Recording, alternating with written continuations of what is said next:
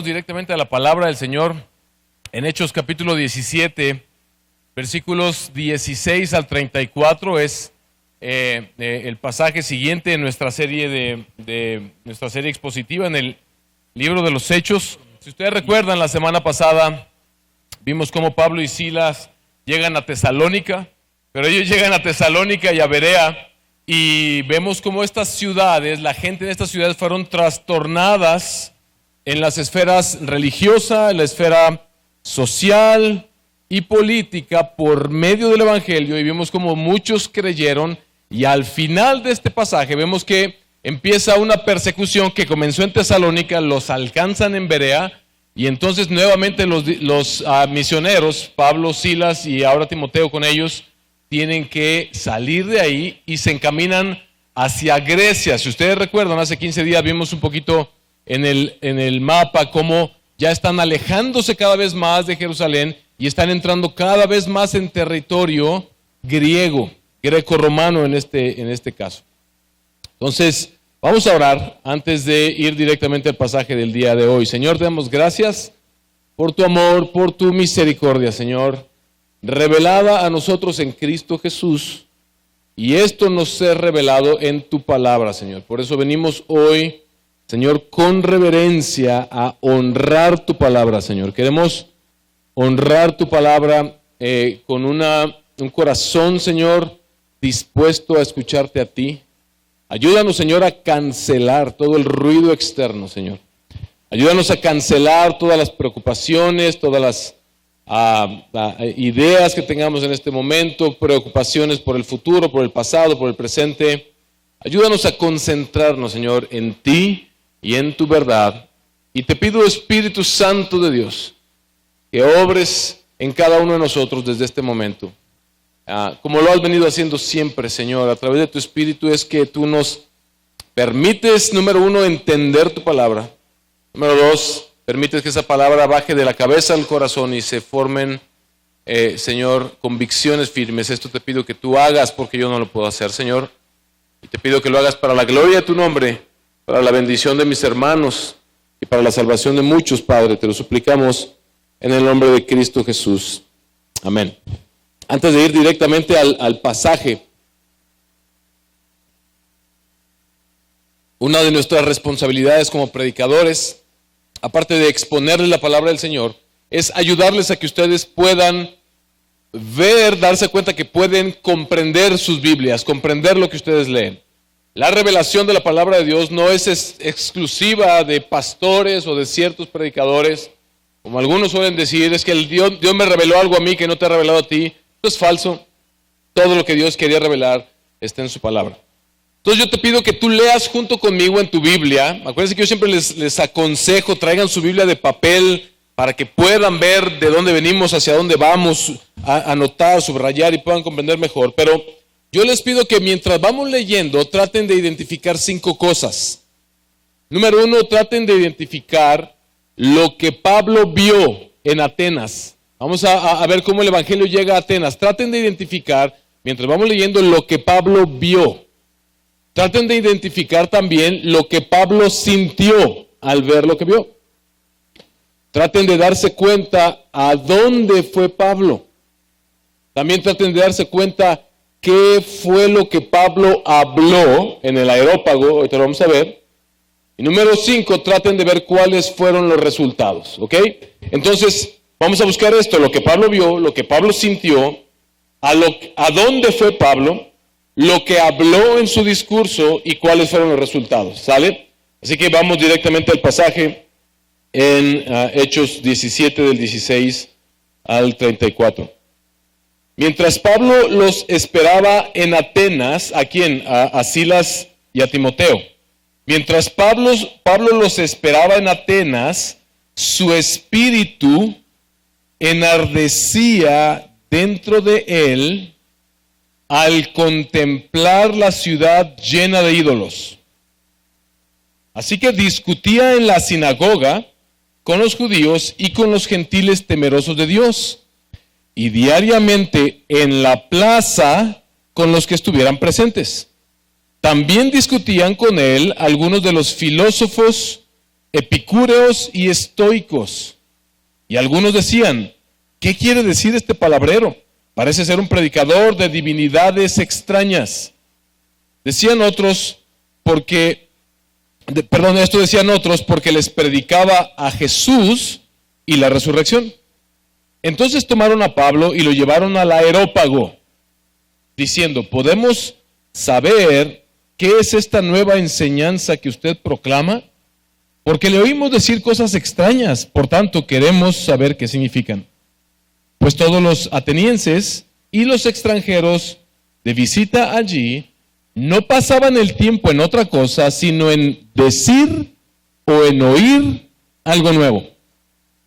Entonces Pablo, poniéndose en pie en medio del Areópago, dijo, varones atenienses, percibo que ustedes son muy religiosos en todo sentido, porque mientras pasaba y observaba los objetos de su adoración, hallé también un altar con esta inscripción, al Dios desconocido.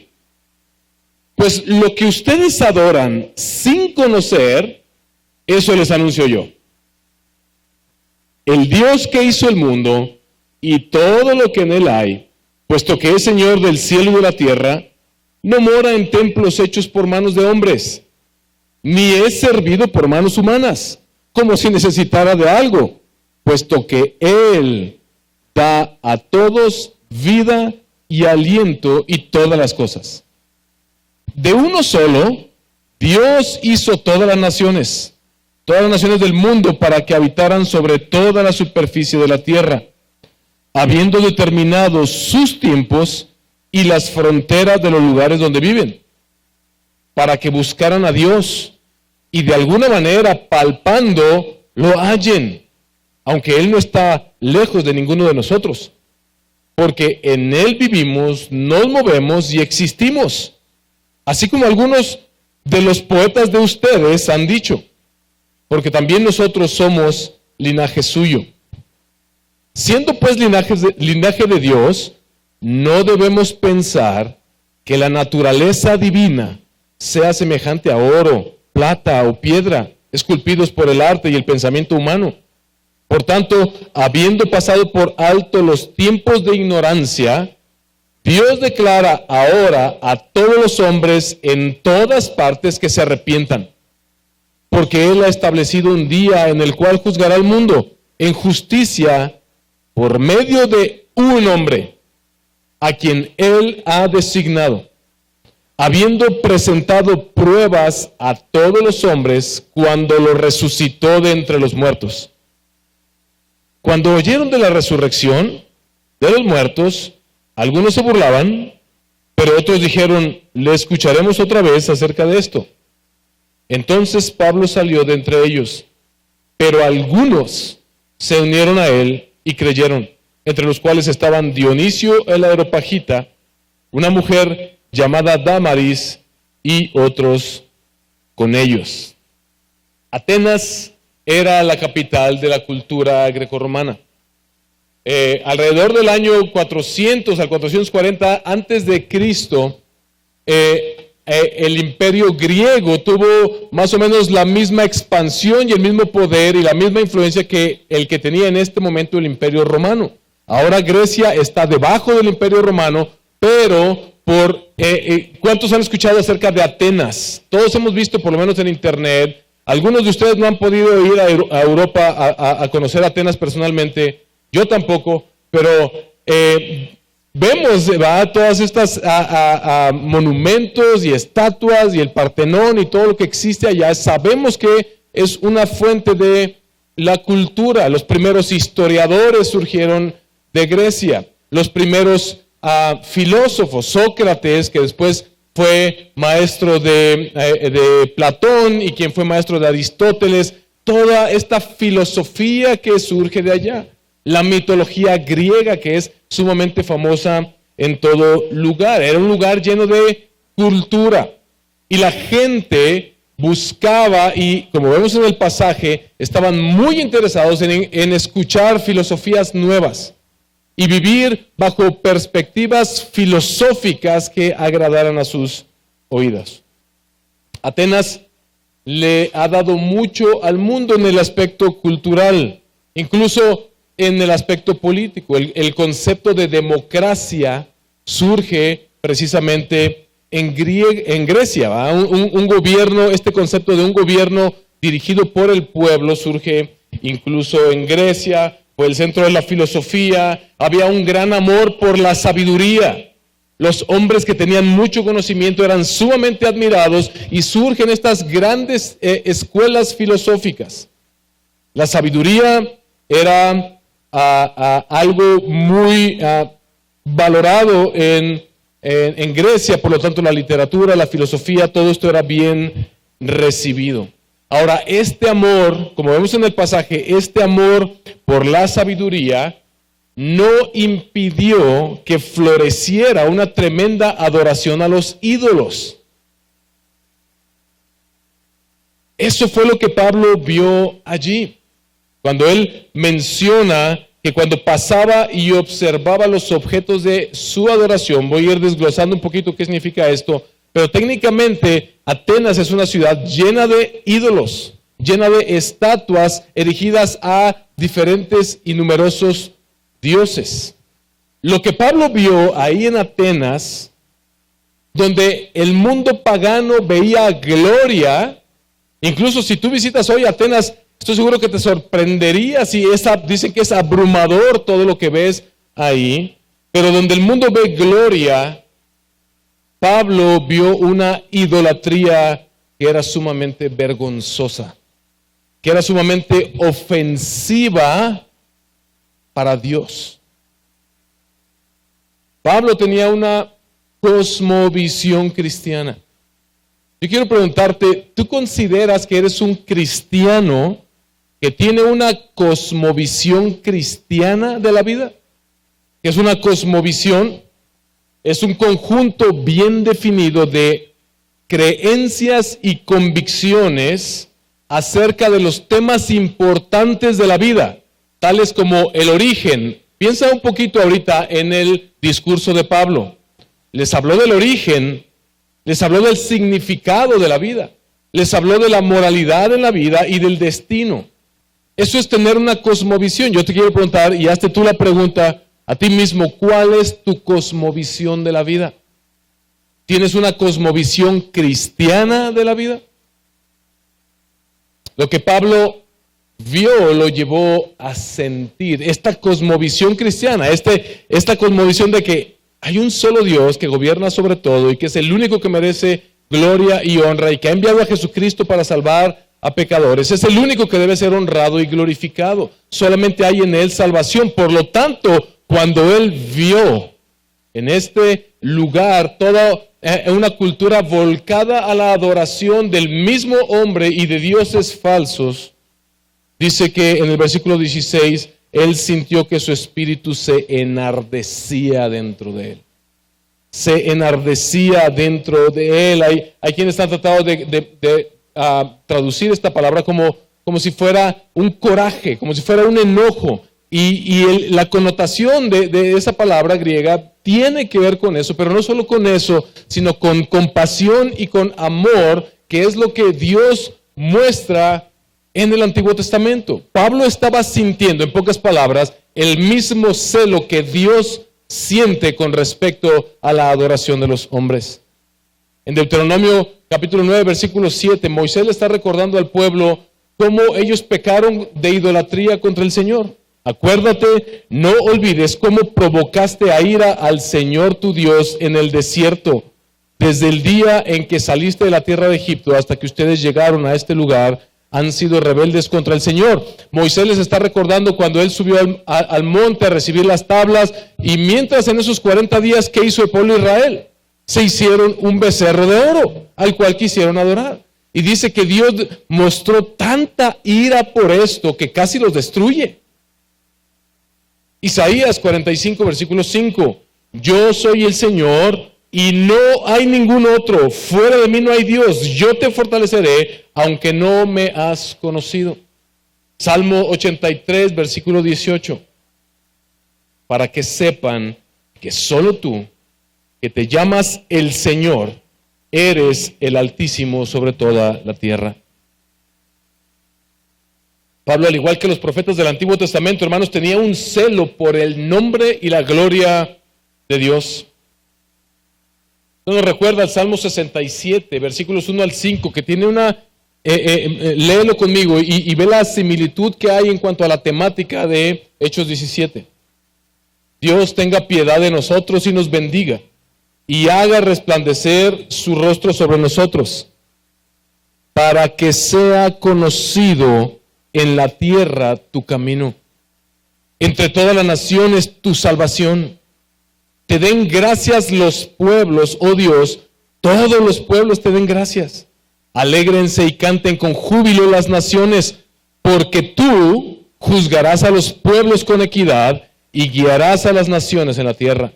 Te dan gracias los pueblos, oh Dios, todos los pueblos te dan gracias.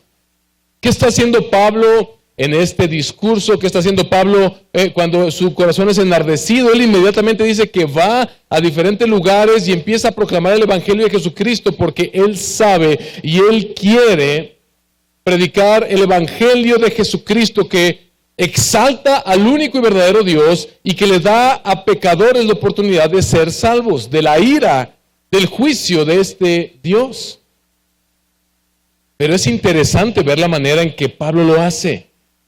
Acuérdate, ya están sumamente lejos de Jerusalén. Bueno, están bastante lejos de Jerusalén. Están en Grecia.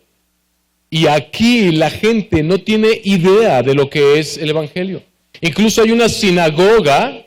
Ahorita vamos a ver que Pablo va primero a la sinagoga, pero vemos que esta sinagoga como que no había hecho mucho estrago en la ciudad, porque la idolatría y las filosofías se multiplicaban mientras ellos permanecían ahí. Pero es interesante ver lo que hace Pablo.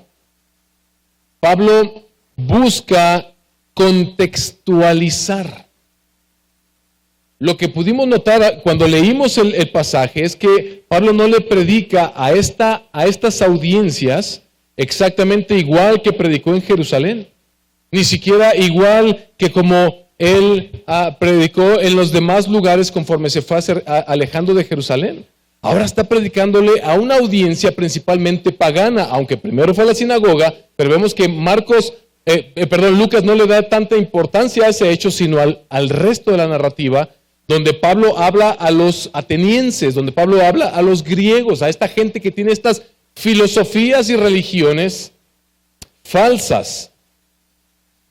Entonces, después de ver lo que Pablo vio y lo que Pablo sintió, vemos a dónde Pablo fue. Dice el pasaje que mientras Pablo esperaba a que Silas y Timoteo lo alcanzaran, él hizo lo que siempre hacía en cada lugar. ¿Cuál era el primer lugar que visitaba? ¿Cuántos se acuerdan? Exacto, la sinagoga. Primeramente iba y buscaba en la sinagoga, y dice que, es interesante lo que dice ahí, dice que pasaba el tiempo discutiendo allí la palabra con los judíos y prosélitos. ¿Ve lo que dice? Así que discutía en la sinagoga. Es interesante que Lucas empieza a utilizar a partir de acá esta palabra. Es interesante. Y esta discusión tiene que ver con este debate, con esta interlocución civilizada entre dos personas en la cual puedes discutir. Porque hay quienes dicen, no hay que discutir. Claro que hay que discutir. El problema es que no sabemos discutir. Somos demasiado soberbios muchas veces y no sabemos escuchar a otras personas, y por eso se hacen los conflictos y a la final así como que cerramos todos los conflictos con un desaire enojado y un insulto. Pero la discusión, de hecho, es una buena manera de comunicarnos los unos con los otros. Y Pablo, interesantemente, llega a este lugar. Ahora, la discusión era parte de lo común en Grecia. Y más en Atenas, donde había tantos filósofos que les encantaba debatir unos con otros y exponer sus ideas los unos de los otros. Entonces Pablo va a la sinagoga y comienza a discutir allí con los judíos y con los prosélitos. Pero enseguida Lucas dice que no solamente fue allí, sino que, otra vez, recuerda lo que Pablo vio, recuerda lo que Pablo sintió, y ahora él dice, yo tengo que hacer algo en este lugar. Y va, ¿a dónde? ¿Cuál es el siguiente lugar que visita? Versículo 17.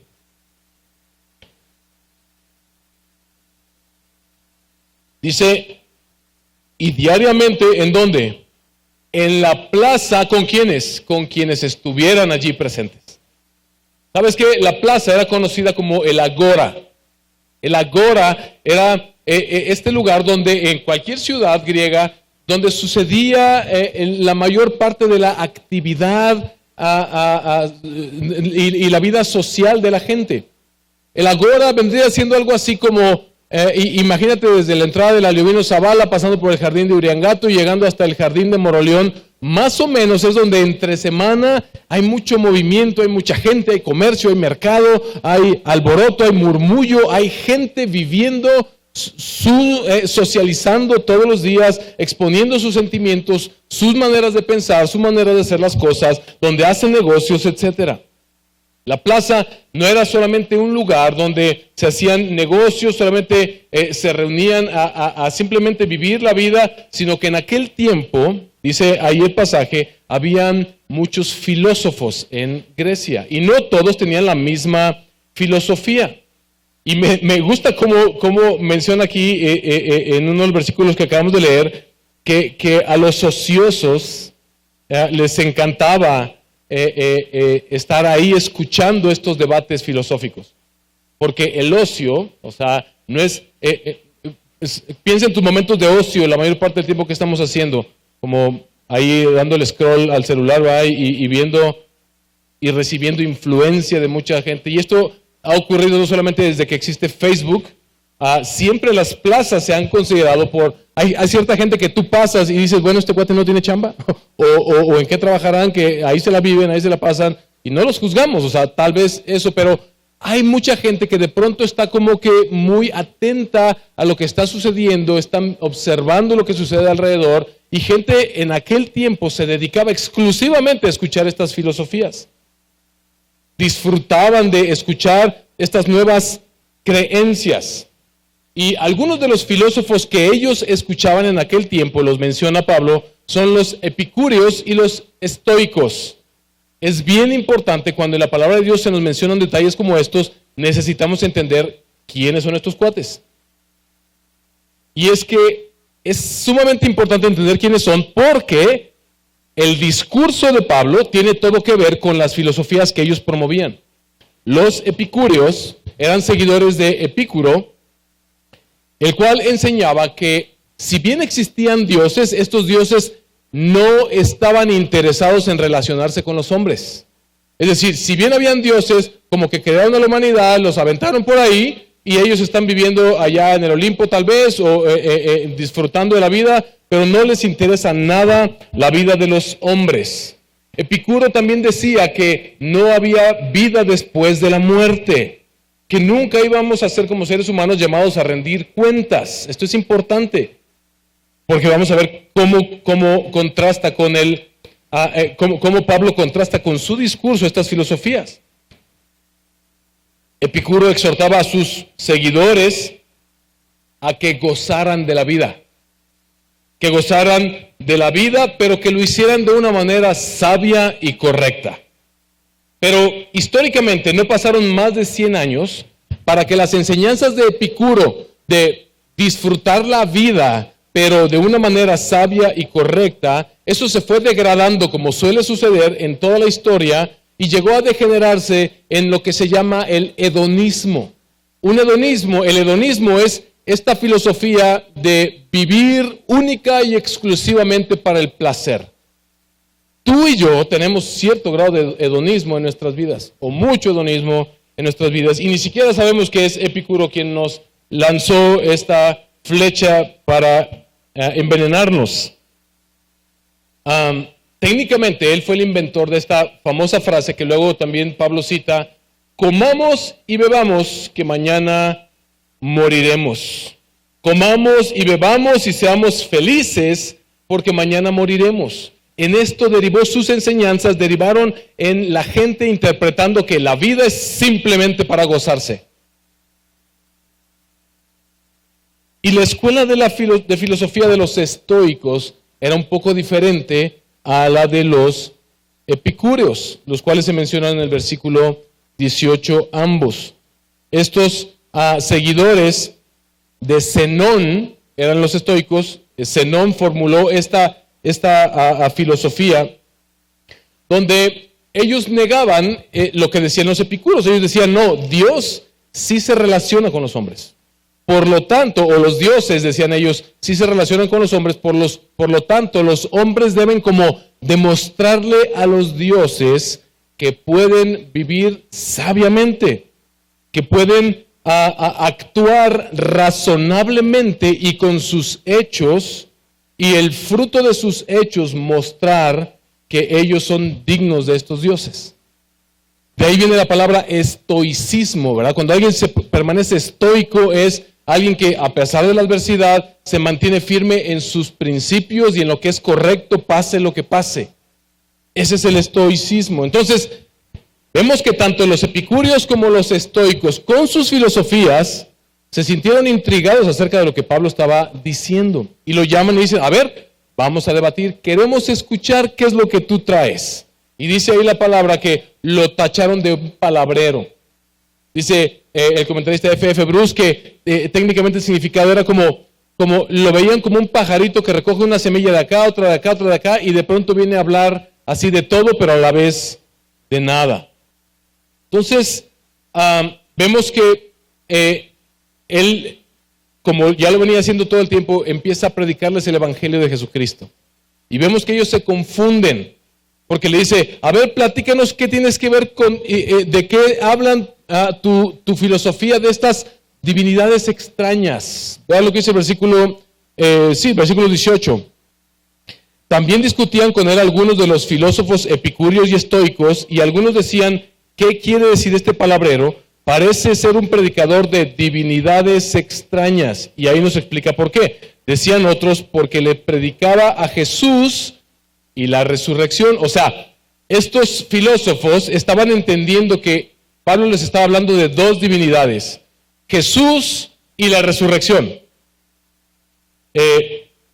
Ellos estaban entendiendo que Jesús era un Dios y que la resurrección, Anastasis es la palabra griega, Anastasis era otra diosa, entonces como que no estaban entendiendo quiénes eran estas divinidades, dice este pasaje en el versículo 18. Y dice que traen a Pablo al Areópago. Que es el Areópago, un lugar que estaba en alto, en una colina, donde anteriormente en Grecia se reunía un concilio, que eran como, era algo así como los legisladores de Grecia, y ahí se discutían todos los temas políticos y sociales.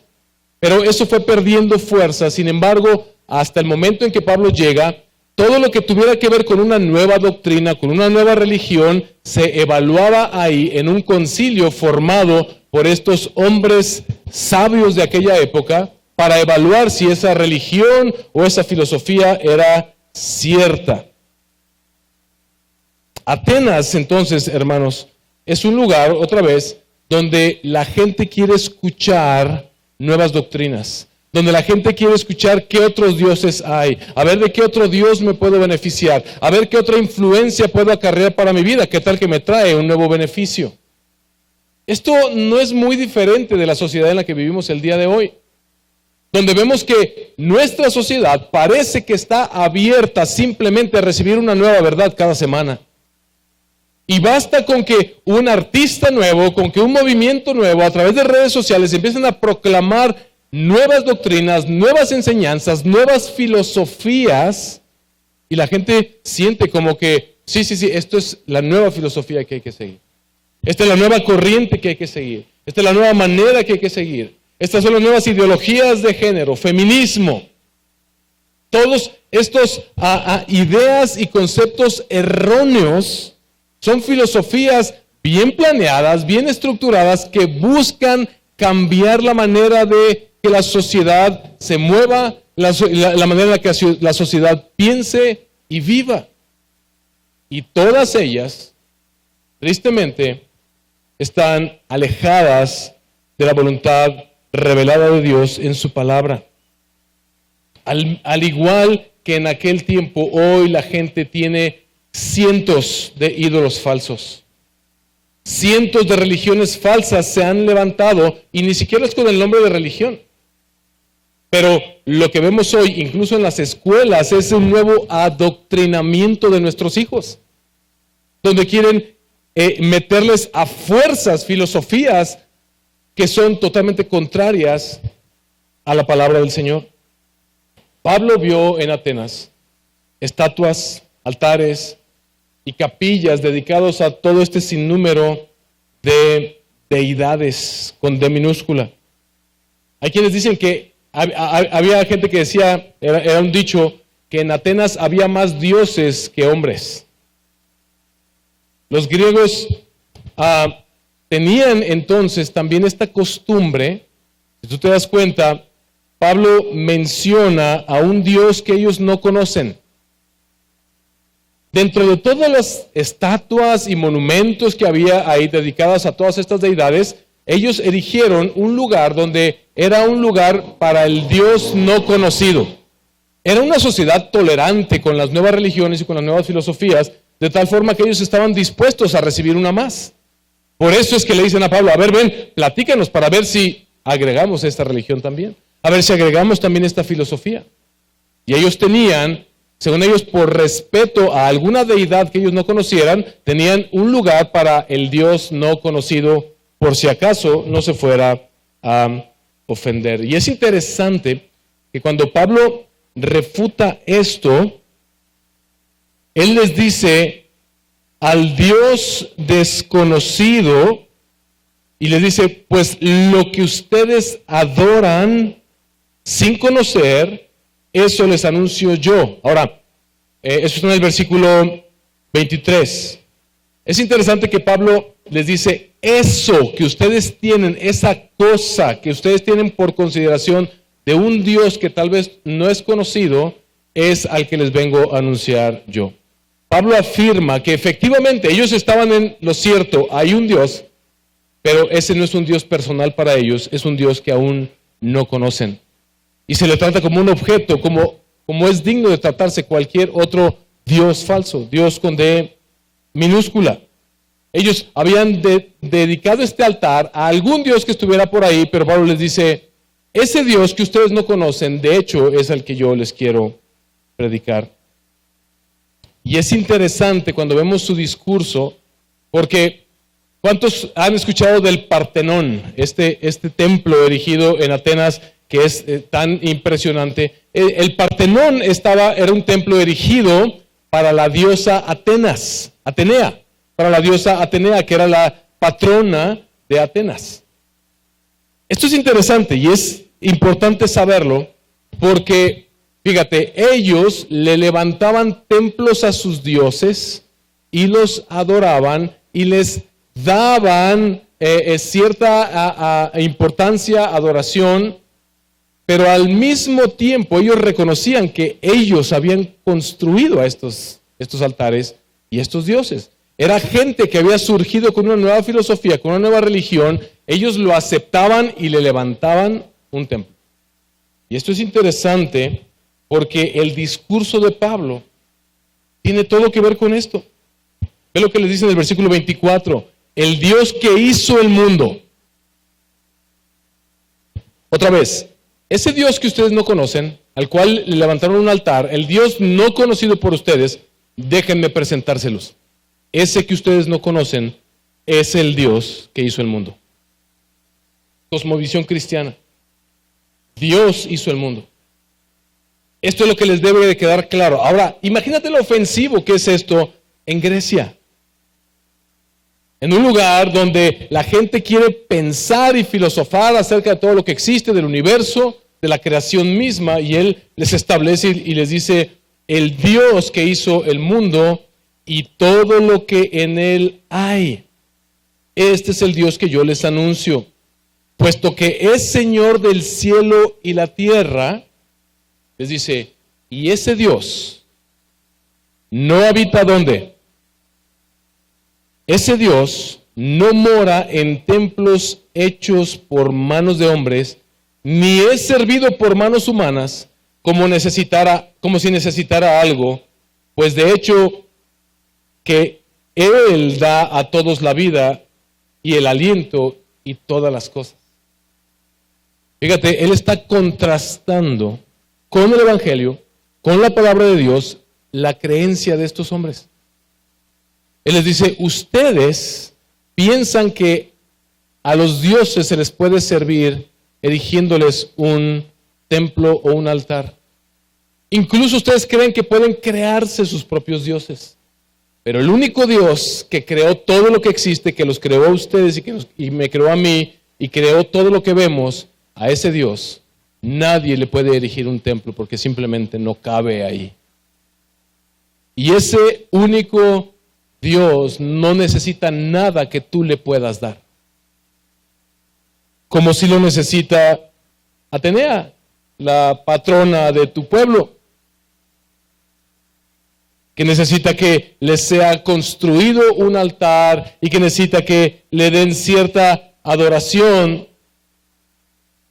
Pero este Dios no necesita ninguna morada que los hombres le puedan construir, porque este Dios está por encima. De hecho, Él nos dio todo lo que tenemos. Él nos ha dado la vida. Él es suficiente en sí mismo. No solamente les dice que Dios es el único Dios, Jehová es el único Dios creador del universo, sino que también les dice, y dicho sea de paso, este Dios los creó a ustedes y me creó a mí de uno solo. ¿Se dieron cuenta que menciona que de uno solo creó todas las razas? Dice, Él creó a la humanidad. Él hizo a los hombres. De uno solo Dios hizo todas las naciones del mundo para que habitaran sobre toda la superficie de la tierra, habiendo determinado sus tiempos y las fronteras de los lugares donde viven. Dios, les está diciendo, ha demostrado con su poder y con su sabiduría en la creación y en la historia de todas las naciones, les ha demostrado su poder, les ha demostrado su sabiduría y les dice ¿para qué? Para que las personas se puedan dar cuenta de que Él es el único ser todopoderoso, el único ser sabio que está a cargo de todo el universo. Y Él les dice, y ese Dios que creó todo, que creó a la humanidad, ese Dios no es un Dios impersonal, como dicen los epicúreos. Ahora entienden por qué es importante. Los epicúreos decían, existen los dioses, pero están allá en el Olimpo y les vale gorro cómo la humanidad se las arregle. Pero Él les dice, pero este Dios que está por encima de todos los dioses, y este Dios que creó todo y te creó a ti, me creó a mí, es un Dios personal que quiere ser conocido. Y todo lo que ustedes ven en la naturaleza, y todo lo que ustedes ven en el universo, y todo lo que ustedes pueden filosofar acerca de toda la grandeza del universo, Dios lo creó y lo puso por testimonio para que los hombres se puedan acercar a Él. Pablo les está diciendo, el Dios no conocido, de hecho, es un Dios personal que quiere darse a conocer. Es la voluntad de Dios que aunque sea palpando, lo puedan ustedes encontrar, les dice Pablo. Las personas que habían construido este altar al Dios conocido, definitivamente no lo habían encontrado. Toda la filosofía en Grecia en aquel momento era más bien una filosofía panteísta.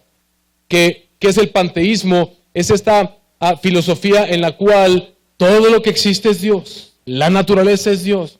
Tú te quieres relacionar con Dios, abraza a un perrito y ahí vas a sentir a Dios. Abraza un árbol y ahí está Dios. Eso no es lo que la Biblia enseña. La Biblia no enseña panteísmo. La Biblia enseña que existe un solo Dios que es creador de todo lo que hay y que solamente Él puede revelarse a los hombres. Y ahora Pablo les está diciendo, y ese Dios se ha revelado a través de Jesucristo.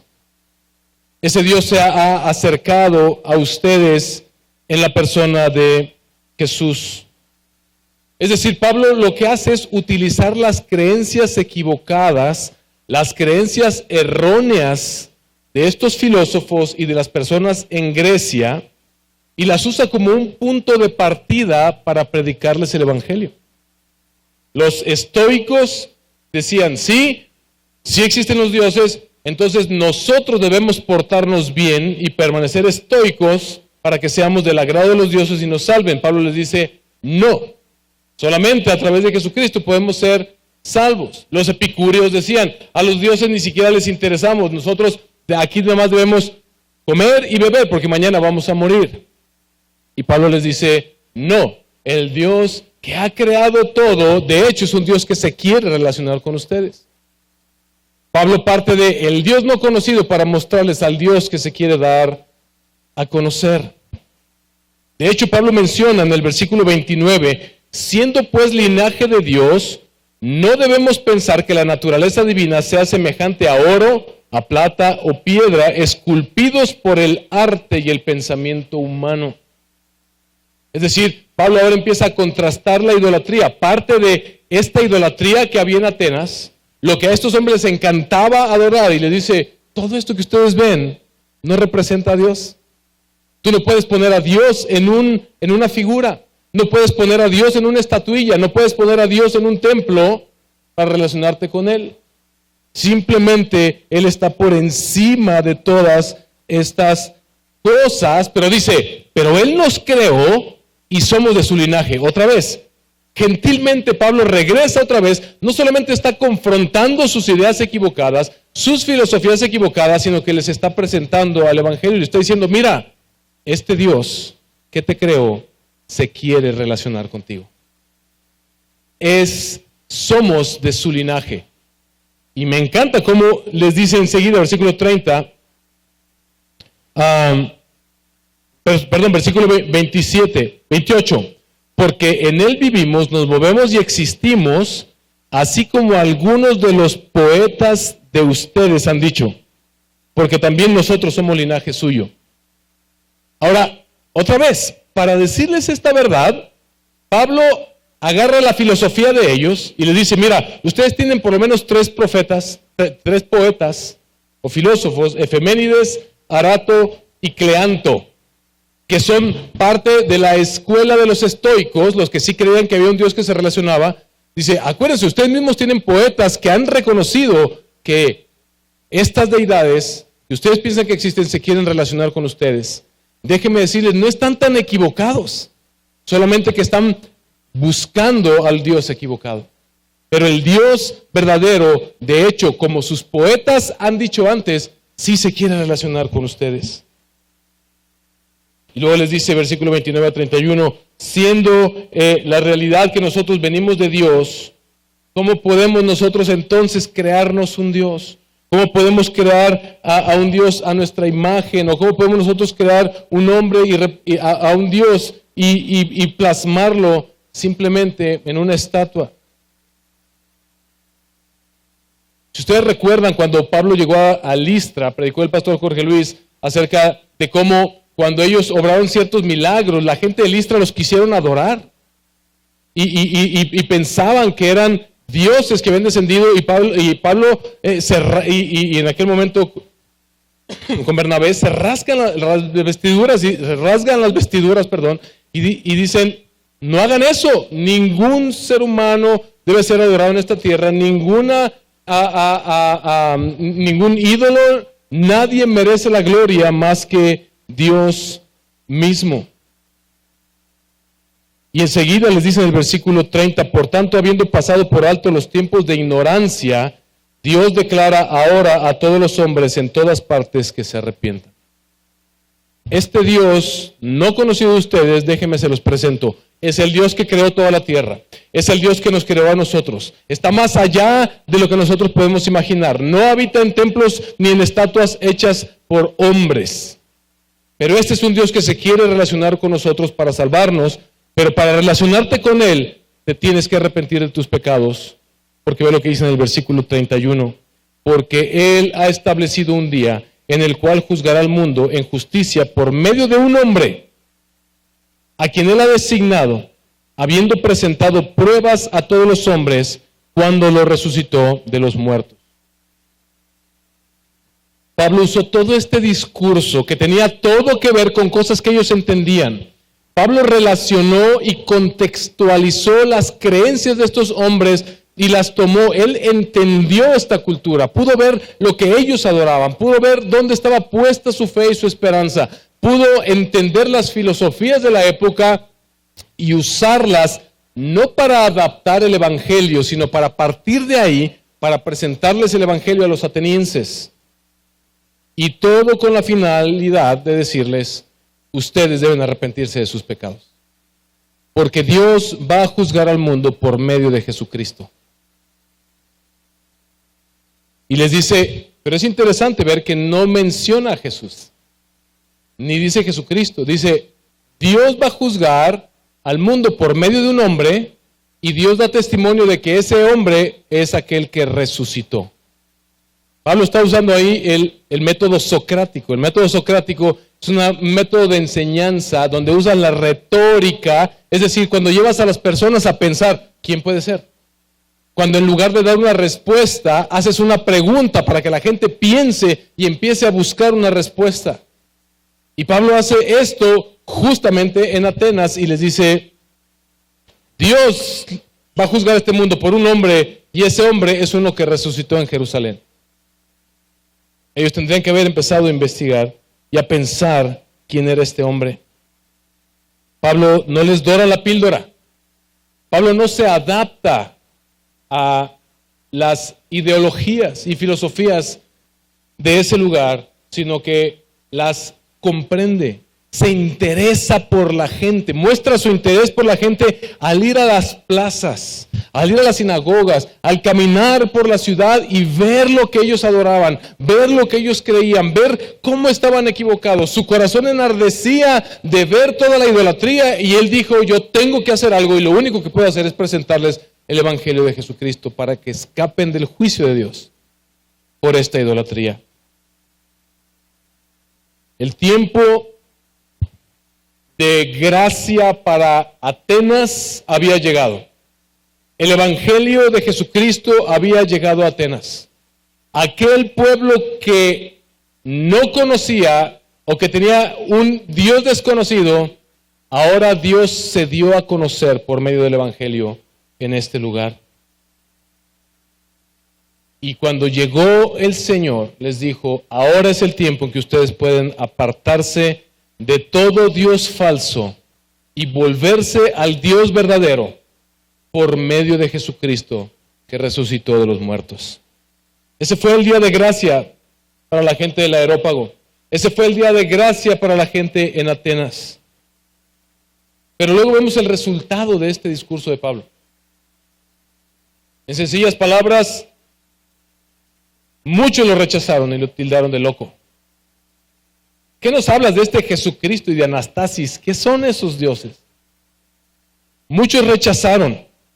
Dice que cuando escucharon la resurrección, no, me estás diciendo que resucitar de los muertos, ahí sí te volaste la barba, Pablo. O sea, es una locura lo que tú estás diciendo. Es mismo Pablo que dice en 1 Corintios 1, versículos, a partir del versículo 19, 21, en adelante, Pablo empieza a disertar acerca de, dice, los griegos piden sabiduría y los judíos piden señales, pero a Dios no le ha placido darse a conocer por medio de sabiduría humana, sino por medio de la locura de la predicación. Para estos atenienses en el Areópago, lo que Pablo predicaba era una locura. Lo entendieron perfecto. Pablo contextualizó muy bien y se los dio a conocer de manera perfecta, pero ellos decidieron rechazar este mensaje. Hubo otro grupo que le dijeron, mira, está bien, vienes otro día. Ahorita no tengo mucho tiempo, así como cuando pasan los testigos de Jehová, ¿no? Y le dices, otro día con mucho gusto, ya para no discutir con ellos, ¿no? Algunos le dijeron, mira, otro día te escuchamos. Pero algunos creyeron. ¿Te das cuenta que no los persiguieron? Porque Atenas era una ciudad caracterizada por la tolerancia. Toda religión era bienvenida. Toda nueva filosofía era bienvenida. Y de hecho les gustaba debatir con esta gente. Y seguramente estos filósofos en el Areópago discutieron con Pablo y le dieron sus argumentos y ellos sintieron que le ganaron el argumento a Pablo. No se dieron cuenta que estaban delante de la única verdad. Pero no lo persiguieron, toleraron. La tolerancia es una palabra que hasta hoy día nos han querido vender como una palabra muy buena, pero es una palabra peligrosa. Porque esa tolerancia se convirtió en indiferencia. El día que toleras todo, el día que entonces estás dispuesto a decir, todo está bien, todo el mundo tiene su verdad, hay que respetar todas las maneras de pensar y todas las filosofías, todas las verdades son verdades, si esto es verdad para él, yo tengo que tolerar estas verdades. Cuidado, estás en terreno peligroso, estás a punto de pasar de la tolerancia a la indiferencia.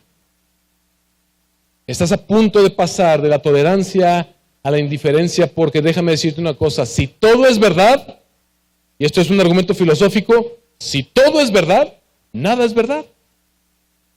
Si todos tienen razón, nadie tiene razón. Si todos los dioses son dioses, si todas las religiones son religiones, entonces ninguna es verdadera. Porque todas se contraponen. Pero si hay una religión verdadera que le da al hombre vida eterna, lo que nosotros proclamamos como creyentes es solamente en Jesucristo, el hombre que murió en la cruz por nuestros pecados y a quien Dios resucitó de los muertos, solo en Él hay salvación y vida eterna. Él es el único camino, Él es la única verdad, Él es la única vida. Y no toleramos ninguna otra filosofía. Amamos a las personas. Amamos a las personas. No nos equivoquemos. Por supuesto que hay una parte buena de la tolerancia que podemos usar. Toleramos a las personas porque simple y sencillamente son hechos a la imagen y semejanza de Dios. Yo he dado ejemplo antes, por ejemplo, vamos a hablar de la homosexualidad, que es algo que está muy en boga el día de hoy. ¿Vamos a salir a tirarles piedras? Por supuesto que no. ¿Debemos tolerarlos como seres humanos? Por supuesto que sí. Es más, estamos dispuestos a defender sus derechos como seres humanos. Y lo haremos cuando sea necesario. Pero no vamos a tolerar sus falsas ideologías diabólicas. Eso no lo podemos tolerar y lo vamos a contrarrestar. Fíjate cómo el Señor nos regala este pasaje en tiempos donde se viene Halloween, se viene el Día de Muertos y empiezan las controversias entre cristianos. Mi hijo se debe disfrazar de calavera o no, de fantasma, de calabaza. Mira, no voy a entrar en esa controversia, pero yo quiero llevarte a pensar desde una cosmovisión cristiana. Lo que haces, ¿por qué lo haces? ¿Qué es lo que tú estás persiguiendo con lo que haces? Pablo se presenta en esta sociedad, se involucra entre ellos. Yo te quiero preguntar, ¿tú cuántas veces a la semana caminas en el agora? ¿Cuánto te involucras con la sociedad? Muchos de nosotros somos comerciantes y tenemos contacto con otras personas. ¿Cómo estás utilizando eso para la gloria de Dios? ¿Cómo estás buscando comprender las necesidades de las personas, las idolatrías de las personas? ¿Cómo estás buscando comprender su perspectiva de la vida? ¿Y cómo estás tú buscando maneras efectivas para comunicarles el Evangelio de Jesucristo partiendo de sus malas filosofías? No se trata simplemente de decir, bola de satánicos y diabólicos y no sé. No logras nada con eso. Pero hay maneras en las que puedes hablar con una persona. Puede ser que alguien en estos días te diga, acompáñame a visitar la tumba de fulano sutano. Tú puedes tomar la actitud de decir, mira, ahí ya no hay nada, bola de idólatras y se van al infierno. Mira, puedes hacer eso. O puedes acompañar a la persona y acompañarla en ese momento de dolor grato y tomar eso como un vínculo a través del cual puedas mostrar la consolación que hay en Cristo Jesús. Tal vez puedes comenzar con algo como, ¿sí sabes que esos cigarros se los fuma el guardia, va? El velador. Y un buen momento para empezar a decirles, porque ningún muerto puede venir de la tumba. Nadie se va a comer esas mandarinas más que los que cuidan aquí. O algunos que se meten ahí en la noche a recopilar todo lo que hay ahí Los muertos no se pueden levantar. Pero hay una promesa de resurrección en Cristo Jesús. De que aquel que aunque su cuerpo muera, si pone su fe en Jesucristo, vivirá porque Él resucitó. ¿Cuántas maneras estamos nosotros buscando en el agora, es decir, en la plaza pública, en nuestra relación con las personas? ¿Cómo estás viendo a los de allá afuera? ¿Como enemigos? ¿Como contrarios? ¿Como gente a la que hay que apedrear? ¿O esa gente que está necesitada y perdida en sus ideologías? Ahora, esto es una gran responsabilidad para ti y para mí. Tú y yo tenemos que conocer lo que la gente está pensando allá afuera. Tú y yo tenemos que conocer de primera mano esas ideologías falsas, porque a veces salimos a debatir con la gente sin argumentos. Mira, el día que no tengas un argumento, mejor chitón el perrito, porque te van a dar un baile. Pero ayer platicaba con mi hijo Santiago respecto a las cosas que han venido aconteciendo esta última semana aquí en Moroleón y Uriangato, cosas tristísimas en las que vemos que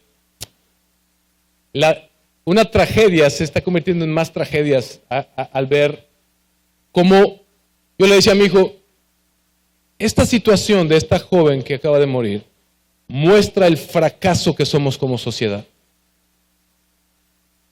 Porque una sociedad que busca normalizar lo que está mal, una sociedad que busca normalizar. Curiosamente ayer recogí a mi hija, cenó en la casa de una amiga con sus papás, la recogí y pasamos por toda la avenida Puebla y por todas estas áreas de ahí de la Ponciano Vega y todo para acá, fiesta a morir por todos lados. ¿No que estábamos de luto? ¿No que estábamos muy dolidos? Pero el fracaso de una sociedad viene de abrazar mentiras. Y nosotros debemos ser, hermanos, dijo Jesús, astutos como serpientes y mansos como palomas. Es el Evangelio lo único que va a traer justicia.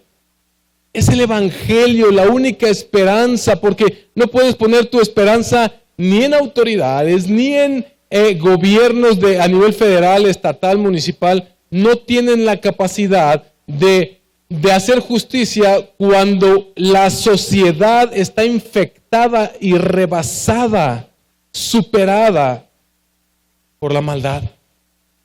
La misma sociedad que aprueba lo malo es la misma sociedad que luego pide justicia. Pero nosotros tenemos la única verdad que puede traer un cambio verdadero. ¿Sabes cómo van a disminuir los crímenes? El día que haya más hombres y mujeres temerosos de Dios. El día que tú y yo salgamos y le mostremos al mundo que hay una mejor manera de vivir. De hecho, la única manera de vivir correctamente es en Cristo Jesús. El día que nosotros le mostremos al mundo y les digamos y les recordemos que este mundo va a terminar en un juicio en el que vamos a enfrentar al Señor. Y más allá de cualquier filosofía que tú puedas tener en esta vida, todo ser humano debe ser suficientemente responsable consigo mismo para preguntarse, esto que estoy viviendo, esta filosofía que estoy proclamando, la cosmovisión bajo la cual me muevo, ¿me está llevando realmente a la eternidad? ¿O dónde va a terminar? Hermanos, existe un solo Dios, creador, sustentador de la vida, que reina sobre las naciones. Es un Dios conocible que se ha acercado a nosotros en la persona de Jesucristo. Pablo buscaba dos cosas. Póngase de pie y vamos a terminar. Pablo buscaba dos cosas.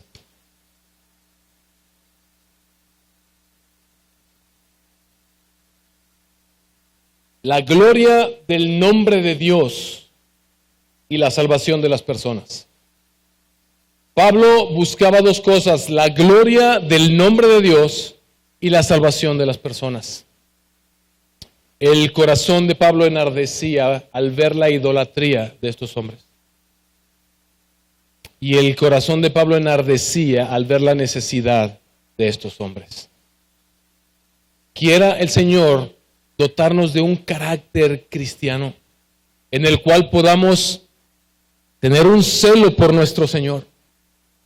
Tu misión y mi misión es que en este pueblo Cristo sea glorificado por encima de todos los dioses falsos que se han levantado y que se seguirán levantando. Pero tu misión y mi misión también es predicar compasivamente a aquel Cristo que dio su vida por nosotros, para salvarlos, para salvar a esta sociedad de esa vana manera de vivir, para salvar de la mentira, para rescatar, como lo hizo contigo y conmigo, de la muerte a la vida, de la oscuridad a la luz. Tenemos una oportunidad y aprendemos en este pasaje, hermanos, que tú y yo podemos contextualizar bien. Somos llamados no a involucrarnos en la cultura de una parte, de una forma en la que digamos, mira, puedo hacer todo lo que hace la cultura. No es un permiso para ir y hacer lo que me dé la reverenda gana, al cabo no importa. Pero sí somos llamados a conocer nuestra cultura, a tener compasión verdadera por ellos y entender cómo piensan, entender sus debilidades, entender sus necesidades, entender sus temores y buscar las maneras en las que nosotros podemos presentar a Cristo como la única respuesta para cada una de esas preguntas. ¿Qué tanto nos estamos involucrando en el agora? ¿Qué tanto estamos buscando los puntos de conexión entre la necesidad de la gente y el Evangelio de Jesucristo? Por eso es que tú y yo debemos conocer bien el Evangelio. Por eso es que tú y yo debemos ser personas que conocen la palabra, que nutren su mente y su corazón con la palabra para que tengamos una cosmovisión bíblica, cristiana de la vida. Y entonces podamos ser sabios e identificar lo que está mal y poder actuar en consecuencia predicando el Evangelio de manera más efectiva a las personas allá afuera. Como resultado, algunos van a creer, pero muchos nos van a rechazar y muchos nos van a tildar de locos y tal vez algunos nos persigan. Bienvenido sea mientras sea por las razones correctas, por predicar al único y verdadero Dios, por proclamar y poner en alto el nombre de nuestro Señor Jesucristo, el único Dios que se ha acercado a los hombres. Si tú aún no estás en Cristo y no le has rendido tu vida a Jesús, hoy ha llegado el día para ti de gracia. No importa cuál sea tu filosofía de vida, déjame decirte, si no es que tus pecados pueden ser perdonados para que puedas estar a cuentas con el Dios verdadero, no hay vida eterna para ti. Tu filosofía es equivocada. Y te lo digo en amor. Déjame decirte que la única verdad es esta. Eres un pecador, separado de Dios por tu pecado, no porque ese Dios se haya alejado de ti. Pero Dios, el único Dios creador de todo lo que existe, el que te creó a ti, quiere darse a conocer a ti por medio de Jesucristo. Ven a Cristo hoy, arrepiéntete de tus pecados, recibe el perdón que hay en Jesús, entrégale tu vida y entonces librarás el juicio que este Dios creador hará al final de los días. Entrégale tu vida a Jesús. Terminamos, Señor, te damos gracias, Padre eterno, por tu palabra. Gracias, Señor, por tu misericordia, Señor, para con nosotros. Gracias, Dios, porque no eres un Dios que permanece oculto o indiferente a nuestra más grande necesidad, que es el perdón de nuestros pecados, y a nuestras necesidades humanas, materiales, terrenales, Señor. Eres un Dios que ha derramado demasiada gracia y misericordia. Estamos agradecidos contigo. Señor, ayúdanos a ser sabios. Ayúdanos a ser, Señor, sabios como Jesús nos dijo que fuéramos que supiéramos interpretar los tiempos, Señor. Danos sabiduría de lo alto para ver correctamente con los lentes del Evangelio, Señor, y poder identificar las mentiras, Señor, no solamente para condenar, sino para presentar a Cristo a aquellos que están necesitados de la verdad, Señor. Usa a cada uno de mis hermanos, Señor, ahí en el agora, ahí en sus trabajos, en la plaza pública, en sus familias, en los lugares donde ellos estén, Señor. Ellos puedan identificar esos momentos en los cuales ellos pueden, Señor, partir de las ideas equivocadas de las personas, de sus temores, Señor, de sus falsas convicciones, de sus falsos intereses, de sus esperanzas equivocadas, partir de ahí para presentarles a Cristo, la única verdad, la única esperanza verdadera, y tú produzcas fe por medio de esto en ellos, para la salvación de las personas, Señor, y para la gloria de tu bendito nombre. Úsanos para que solo tu nombre sea glorificado en esta ciudad, en estas ciudades, en el nombre de Jesús. Amén y amén.